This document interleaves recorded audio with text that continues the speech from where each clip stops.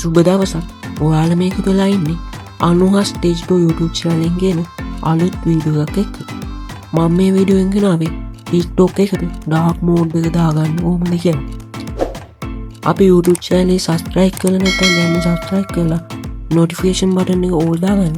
එහෙනම් අපි වීඩියෝ එකට යමු. මුලින්ම ඔයාගේ ෆෝනේ TikTok app එක open කරගන්න. open කරගත්තට පස්සේ මෙතන profile icon එක උඩ එකපාරක් click කරන්න. ඊට පස්සේ මෙතන තියෙනවා menu icon එක. ඊට තුනක icon එක තියෙන අන්න ඒක උඩ එකපාරක් click කරන්න. ඊට පස්සේ ඔයා මේ වගේ option එකකට එනවා. මෙතන setting and privacy කියන option එක ඔයා click කරගන්න.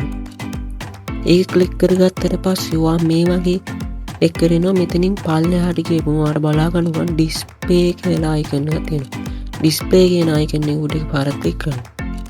ඊට පස්සේ ඔයා මේ වගේ තැනකට එනවා. මෙතනින් ඔයා ක්ලික් එක වැටෙන දැක්කේ ලයිට් කියන එකට. ඔයා ඒක ඩාර්ක් කියන එකට ක්ලික් එක දාගන්න. ඉතින් ඔච්චර කරන්න තියෙන්නේ. ඊට පස්සේ ඔයාගේ TikTok එකේ මේ වගේ ස්වරූපයක් බලන්න පුළුවන්. වීඩියෝ එක ලයික් එකක් දාන්න. ඔයාගේ අදහස් පාලින් කමෙන්ට් කරන්න.